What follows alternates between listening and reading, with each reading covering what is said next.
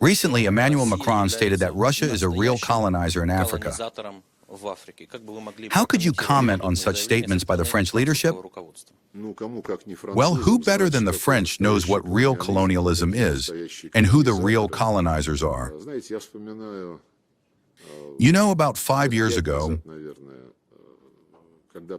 when changes were taking place in the countries of the Sahel, particularly in Mali,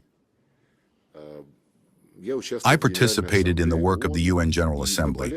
And on the sidelines of the General Assembly session, as always, many bilateral meetings are held.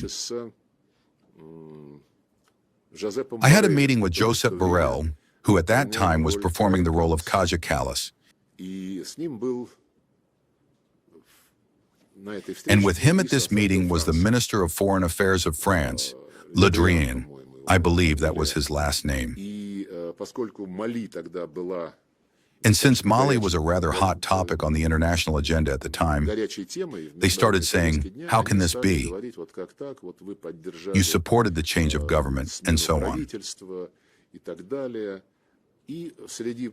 Among other arguments, I said, well, okay, the government, the new government of Mali, they had turned to us to help them ensure the reform or strengthening of their security structures. We are responding to their request. Later, this was also voiced in speeches at the plenary sessions of the UN General Assembly.